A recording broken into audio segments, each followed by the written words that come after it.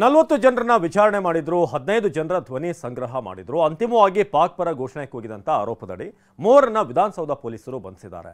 ಪಾಕ್ ಪರ ಘೋಷಣೆ ಕೂಗಿರೋದು FSL ರಿಪೋರ್ಟ್ನಲ್ಲಿ ಬಯಲಾಗ್ತಿದ್ದಂತೆ ಮೂವರನ್ನ arrest ಮಾಡಿದ್ದಾರೆ. ಆದರೆ ಸ್ಫೋಟಕ ವಿಚಾರ ಏನಂದ್ರೆ, ಘಟನೆ ನಡೆದಂತ ಮರುದಿನವೇ ಪ್ರಕರಣವನ್ನ ಮುಚ್ಚಿ ಹಾಕುವಂತ ಯತ್ನ ನಡೆದಿತ್ತ ಅನ್ನೋ ಪ್ರಶ್ನೆ ಎದ್ದಿದೆ.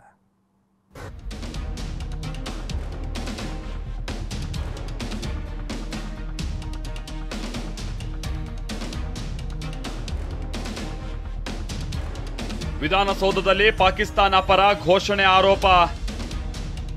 ಪ್ರಕರಣ ಮುಚ್ಚಾಕಲು ನಡೆದಿದ್ದ ಮಹಾ ಷಡ್ಯಂತ್ರ. ವಿಧಾನಸೌಧದಲ್ಲಿ ದೇಶದ್ರೋಹಿ ಘೋಷಣೆ ಕೂಗಿದ ಮೂವರು ಪಾಪಿಗಳ ವಿಚಾರಣೆ ತೀವ್ರಗೊಂಡಿದೆ. 40 ಮಂದಿಯ ವಿಚಾರಣೆ, 15ಕ್ಕೂ ಹೆಚ್ಚು ಸ್ಯಾಂಪಲ್ ಸಂಗ್ರಹದ ಬಳಿಕ ಅಂತಿಮವಾಗಿ ಮೂವರನ್ನ ಬಂಧಿಸಿ ತೀವ್ರ ವಿಚಾರಣೆಗೆ ಒಳಪಡಿಸಲಾಗಿದೆ.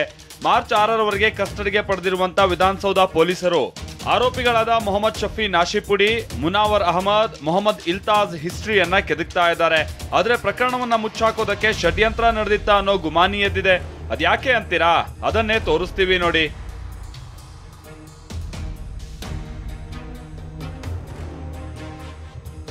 ವಿಧಾನಸೌಧದಲ್ಲಿ ಪಾಕ್ ಪರ ಘೋಷಣೆ ಕೂಗಿದ್ದ ಆರೋಪಿಗಳನ್ನ ರಕ್ಷಿಸಿ ಫೆಬ್ರವರಿ 27ರ ಮರುದಿನವೇ ಪ್ರಕರಣ ಮುಗಿಸೋದಕ್ಕೆ ಪೊಲೀಸರು ಯತ್ನಿಸಿದ್ರಾ ಅನ್ನೋ ಪ್ರಶ್ನೆ ಎದ್ದಿದೆ.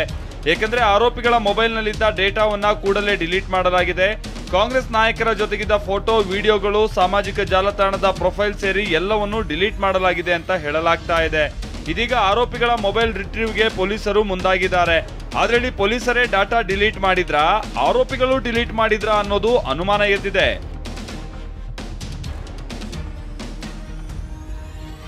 ಅಂದು ಘಟನೆ ನಡೆದ ಮರುದಿನ ಡಿಲೀಟ್ ಆಗಿರೋ ಡಾಟಾವನ್ನ ಇಂದು ರಿಟ್ರೀವ್ ಮಾಡೋದಕ್ಕೆ ಪೊಲೀಸರು ಮುಂದಾಗಿದ್ದಾರೆ. ಆರೋಪಿಗಳ ವಾಟ್ಸ್ಆಪ್, ಟೆಲಿಗ್ರಾಮ್ ಡಾಟಾ ಸಂಗ್ರಹಕ್ಕೆ FSLಗೆ ಮೊಬೈಲ್ ಅನ್ನ ರವಾನಿಸಲಾಗಿದೆ. ಮೂವರಿಗೂ ರಾಷ್ಟ್ರ ವಿರೋಧಿ ಸಂಘಟನೆ ಲಿಂಕ್ ಇದೆಯಾ ಅನ್ನೋ ಬಗ್ಗೆ ತನಿಖೆ ಮಾಡಲಾಗ್ತಾ ಇದೆ.